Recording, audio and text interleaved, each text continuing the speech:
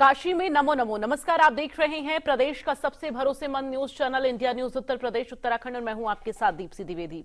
इस खास पेशकश में बात होगी प्रधानमंत्री नरेंद्र मोदी के 43वें काशी दौरे को लेकर।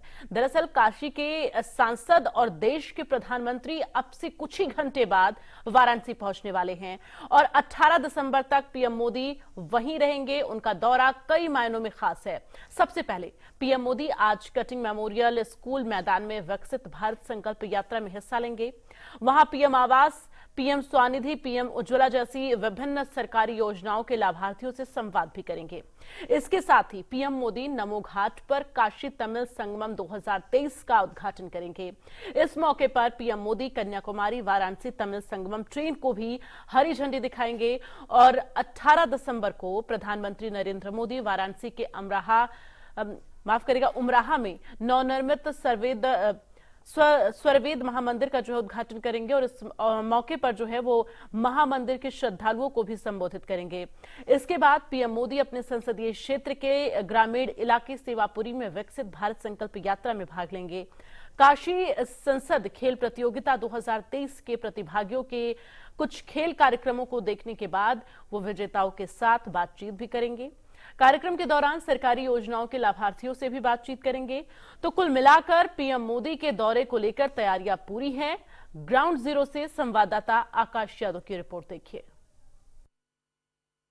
काशी के सांसद व देश के प्रधानमंत्री नरेंद्र मोदी अपने 2 दिवसीय दौरे पे बनारस पहुंच रहे हैं।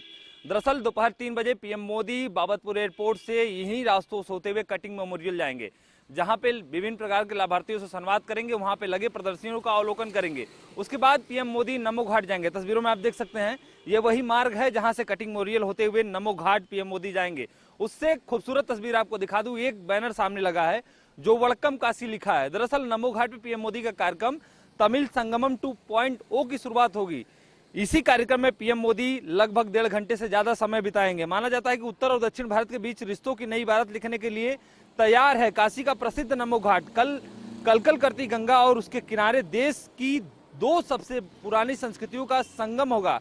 सनातन संस्कृति के 2 सबसे बड़े केंद्र रामेश्वर और विश्वेश्वर का मिलन होने जा रहा है। यहाँ न सिर्फ संस्कृतियों का आदान प्रदान होगा बल्कि भाषाई दूरियां भी मिट जाएगी। भारत के 2 भागों को एकता के सूत्र में पिरोने के काम करने के लिए प्रधानमंत्री नरेंद्र मोदी आज काशी में आ रहे हैं। देखिए ये तमिल संगमम बड़ा खास माना जा रहा है। इस बार का जो तमिल संगमम की शुरुआत पीएम मोदी करेंगे ये 15 दिन का होगा। इसके पहले जो तमिल संगमम की शुरुआत पीएम मोदी ने किया था वो 1 महीने का कार्यक्रम चल रहा था।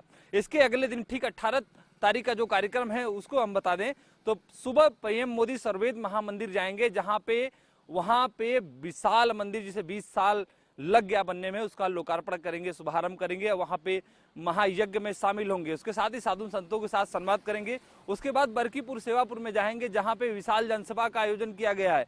पीएम मोदी इसी मंच के माध्यम से काशी वासियों को हर बार की तरह इस बार भी 19,150 करोड़ की सौगात देंगे। तो काशी वासी पूरी तरीके से तैयार है, क्योंकि काशी वासियों के लिए इस बार एक और खास मौका है कि लोकसभा चुनाव से पहले 5 साल के अंतराल में दूसरी बार वंदे भारत ट्रेन को हरी झंडी दिखाएंगे पीएम मोदी। तो बनारस से दिल्ली चलने वाली वो ट्रेन भी काशी आके तैयार है। पीएम मोदी का इंतजार है कि पीएम मोदी आए और हरी झंडी दिखाकर वंदे भारत ट्रेन को भी लोकार्पण करके काशी वासियों को सौंप दे। वीडियो जर्नलिस्ट दीपक के साथ Akash Yadav, India news, Varanasi. PM Modi के काशी आगमन को लेकर शासन प्रशासन की तैयारियां पूरी हैं। वाराणसी के राजघाट पुल से संवाददाता जमील अहमद की रिपोर्ट देखिए। प्रधानमंत्री नरेंद्र मोदी अपने 2 दिवसीय दौरे पर आज वाराणसी में होंगे। हमारी मौजूदगी इस समय वाराणसी के राजघाट पुल पर है। जो ये पुल है वो बनारस और चंदौली को जोड़ने का काम करती है और हमारे ठीक नीचे आप देख पा रहे होंगे कि देखिए तस्वीरों में ये नमो घाट है। ये वही नमो घाट है जहां पर प्रधानमंत्री नरेंद्र मोदी को आना है। काशी तमिल संगमम का जो कार्यक्रम है उसका उद्घाटन करेंगे और जो पहले डेलीगेट्स आएंगे उन तमाम लोगों से बातचीत करेंगे। बनारस की सभ्यता के बारे में बताएंगे, बनारस की संस्कृति के बारे में बताएंगे, क्योंकि प्रधानमंत्री नरेंद्र मोदी एक भारत श्रेष्ठ भारत को लेकर जिस तरीके से मुहिम चला रहे हैं उसी कड़ी में ये दूसरा मौका होगा जब बनारस में काशी तमिल संगमम का आयोजन हो रहा है। तस्वीरों में आप देख सकते हैं कि ये पूरा जो खिड़किया घाट आप देख पा रहे होंगे पूरे तरीके से सज कर तैयार है। रात की जो लाइटिंग थी बेहद खूबसूरत था और ये माना जा सकता है कि ये बनारस के 84 घाटों में सबसे खूबसूरत घाटों में शुमार है। नमो घाट जो प्रधानमंत्री नरेंद्र मोदी का ड्रीम प्रोजेक्ट रहा है, और सबसे खास बात तो ये है कि यहाँ पर जल थल वायु का संगम है। आपने पहली बार सुना होगा कि इस तरीके का भी घाट आपको देखने को मिलता है, तो वो है बनारस प्रधानमंत्री नरेंद्र मोदी का संसदीय क्षेत्र। और शायद यही वजह है कि लगातार बनारस में जो विकास के कार्य हो रहे हैं, प्रधानमंत्री नरेंद्र मोदी लगातार बनारस वासियों को एक बड़ा तोहफा देते हुए चले आ रहे हैं। जब भी बनारस वो आते हैं तो बनारस को एक बड़ा तोहफा देते हैं, और इस बार भी लगभग 20,000 करोड़ की परियोजनाओं का सौगात देंगे प्रधानमंत्री नरेंद्र मोदी। तो कन्याकुमारी से लेकर बनारस तक जोड़ने का जो मुहिम है प्रधानमंत्री जी का, वो लगातार जारी है। तो आज प्रधानमंत्री नरेंद्र मोदी अपने संसदीय क्षेत्र वाराणसी में होंगे, और बनारस की जनता उनकी स्वागत करने के लिए पूरी तरीके से लड़ाई तैयार है कि प्रधानमंत्री नरेंद्र मोदी बनारस आए और जनता उन्हें सुने, जनता उनका स्वागत करे। वाराणसी से जमील अहमद, इंडिया न्यूज। नमो घाट से काशी तमिल संगमम की शुरुआत करने के बाद पीएम मोदी आए हुए सभी मेहमानों से संवाद करेंगे। नमो घाट के मुख्य मार्ग से संवाददाता जमील अहमद की ग्राउंड जीरो रिपोर्ट देखिए। इसमें मौजूद है बनारस के खिड़किया घाट के पास, जिसे नमो घाट कहा जाता है, और प्रधानमंत्री नरेंद्र मोदी का यहाँ पर दूसरा कार्यक्रम है, जहाँ पर बेहद ही शानदार तरीके से पूरी सजावट की गई है। प्रधानमंत्री नरेंद्र मोदी लगभग दोपहर के बाद यहाँ पर पहुंचेंगे और यहाँ काशी तमिल संगमम का जो उद्घाटन करेंगे, और उसके साथ साथ उन तमाम जो डेलीगेट्स आए उनसे बातचीत करेंगे। तो हमारी मौजूदगी जो है वो इस समय खिड़किया घाट के पास है। तस्वीरों में आपको दिखाने की कोशिश करेंगे। देखिए पूरी तरीके से बैनर होर्डिंग लगाए गए हैं ताकि प्रधानमंत्री नरेंद्र मोदी को जो बनारस की सभ्यता है, सुंदरता, उसको भी दिखाया जा सके, बताया जा सके कि आपके आने के बाद बनारस कितना बदला है। तमाम जो सामने आप बिल्कुल देख पा रहे होंगे कि ये वही रास्ता है जहाँ पर प्रधानमंत्री नरेंद्र मोदी खिड़किया घाट के लिए जाएंगे, यानी कि नमो घाट जो है। और अभी से ही सुरक्षा के लिहाज से अगर देखा जाए तो तमाम जो सुरक्षा है बढ़ा दी गई है। आम लोगों के लिए प्रतिबंध किया गया है। जो वीआईपी हैं, जो विभाग से जुड़े हुए लोग हैं, वो तमाम लोग अभी भी खिड़किया घाट पर जा रहे हैं, क्योंकि सिक्योरिटी के लिहाज से उन्हें छूट दिया जा रहा है। वो सिक्योरिटी से ही, वो विभाग से है, इसलिए उन्हें जाने दिया जा रहा है। लेकिन आम व्यक्ति के लिए खिड़किया घाट पूरी तरीके से प्रतिबंधित किया गया है। बात की जाए, एसपीजी की जमाल 24 घंटे पहले ही अपने हद में ले लिए थे। जो पंडाल बन के तैयार है, जो खिड़किया घाट के तमाम जो स्टॉल लगाए जाएंगे, वो पूरे इलाके एसपीजी के जवानों ने अपने हाथों में ले लिया था। और आज प्रधानमंत्री नरेंद्र मोदी जब यहाँ पर पहुंचेंगे दोपहर के बाद, तो बेहद शानदार कार्यक्रम होगा, क्योंकि कन्याकुमारी से लेकर बनारस को जोड़ने के लिए प्रधानमंत्री नरेंद्र मोदी का जो मुहिम चल रहा है, उसका संगम आज आपको नमो घाट पर देखने को मिलेगा। तो हमारी मौजूदगी इस समय नमो घाट पर थी, जो हमने आपको दिखाया, और प्रधानमंत्री नरेंद्र मोदी का इंतजार करने के लिए तमाम काशीवासी पूरी तरीके से बेताब है कि प्रधानमंत्री नरेंद्र मोदी यहाँ पर आए, उनका स्वागत किया जाए, उनको सुना जाए। इस तरह से देखा जाए तो प्रधानमंत्री नरेंद्र मोदी को बनारस की जनता हमेशा याद करती है, और शायद यही वजह है कि प्रधानमंत्री नरेंद्र मोदी भी बनारस में रहे, या फिर बनारस में किसी वजह से वो नहीं पहुंच पाते हैं, तो वो डिजिटल के माध्यम से, वर्चुअल वो याद करते हैं और कहते हैं कि बनारस में हमारी आत्मा बसती है। और शायद यही कहा जाता है कि बनारस मोदी या फिर मोदी बनारस। तो इस तरीके से बनारस की एक अलग पहचान बनी है। 2014 के बाद से लगातार बनारस का जो उत्थान हो रहा है, लगातार विकास हो रहा है, वो कहीं ना कहीं श्रेय जाता है प्रधानमंत्री नरेंद्र मोदी का। और आज भी लगभग वो जब यहाँ पर पहुंचेंगे जनसभा के माध्यम से, जो कल का उनका प्रोग्राम है, उसमें लगभग 20,000 करोड़ की परियोजनाओं का सौगात देंगे, जिसमें से कुल 37 परियोजनाएं हैं। तो कुल 23 परियोजनाओं का लोकार्पण करेंगे, जो पहले दे चुके हैं, उस बनकर तैयार हो चुका है, उसका लोकार्पण करेंगे, और लगभग 14 परियोजनाएं जो है उसका शिलान्यास रखेंगे। तो इस तरीके से आप समझ सकते हैं कि प्रधानमंत्री नरेंद्र मोदी पूरे पूर्वांचल को एक बड़ा तोहफा देने जा रहे हैं, और बनारस की जनता ही नहीं, पूरी पूर्वांचल इस समय ललायित है अपने प्रधानमंत्री नरेंद्र मोदी के स्वागत करने के लिए। वाराणसी से जमील अहमद, इंडिया न्यूज।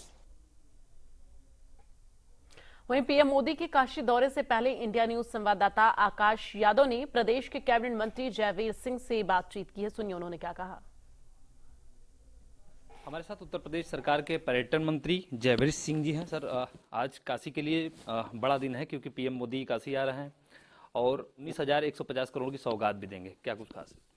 देखिए, एक तो काशी की जनता को बहुत बहुत बधाई इस बात के लिए, वो सौभाग्यशाली हैं कि उनके प्रतिनिधि, उनके चुने हुए सांसद देश का नेतृत्व प्रधानमंत्री के रूप में देने का काम कर रहे हैं।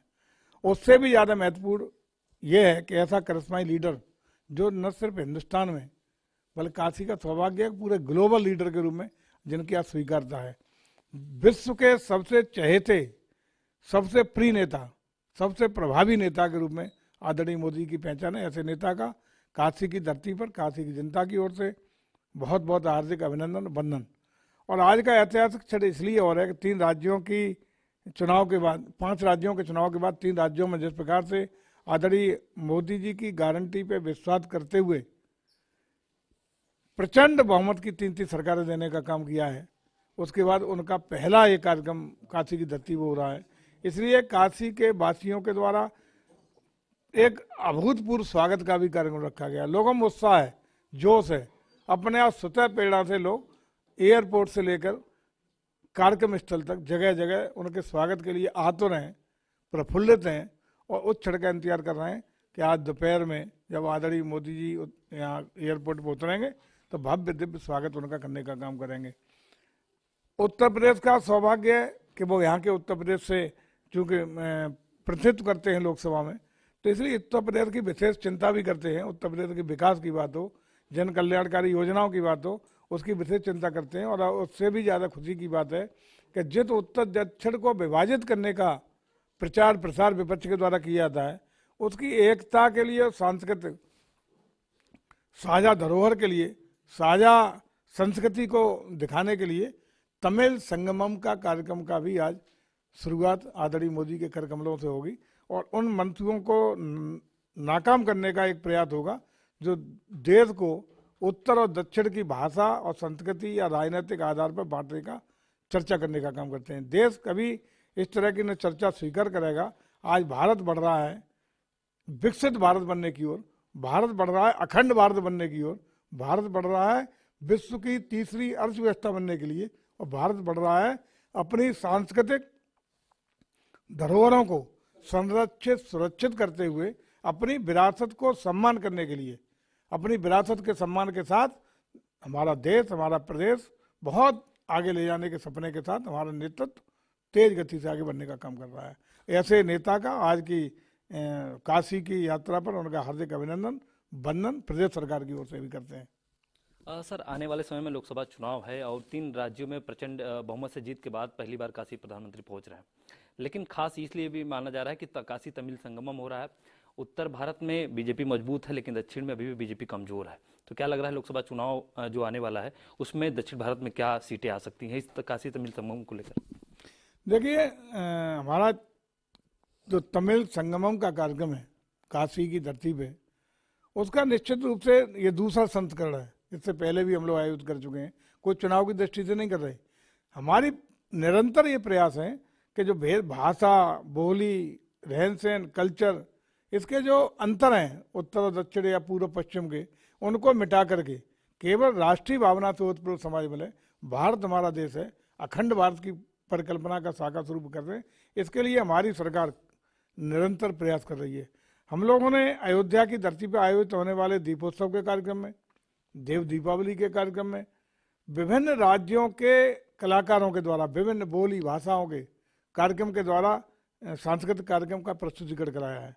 हमने विभिन्न राज्यों के साथ एक दूसरे की कल्चरल एक्सचेंज के लिए, सांस्कृतिक मूल्यों को एक दूसरे को समझे जाने और प्रस्तुतिकरण हो सके, इसके लिए एमओयू करने का भी काम किया है। न सिर्फ हमने हिंदुस्तान के विभिन्न राज्यों को सांस्कृतिक रूप से जोड़ने का हम काम कर रहे हैं, बल्कि उत्तर प्रदेश और हमारा विभाग, संस्कृति विभाग, पूरी दुनिया के विभिन्न देशों के पास जहाँ भी सनातन संस्कृति को मानने वाले लोग रहते हैं उनको अपने साथ जोड़ने के लिए निरंतर प्रयास कर रहा है। और उन देशों के साथ एमओयू किए हैं और अयोध्या की धरती पर और काशी की धरती पर राज्य में होने वाले विभिन्न सांस्कृतिक कार्यक्रमों में भागीदारी भी सुनिश्चित की है कि एक दूसरे की सांस्कृतिक कार्यक्रम प्रस्तुतिकरण करें, एक दूसरे की संस्कृति को समझें और एक दूसरे के आत्मीय भाव के साथ नजदीक आएँ। ये प्रयास है।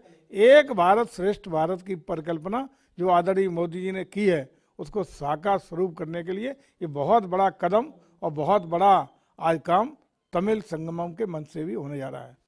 बहुत बहुत शुक्रिया।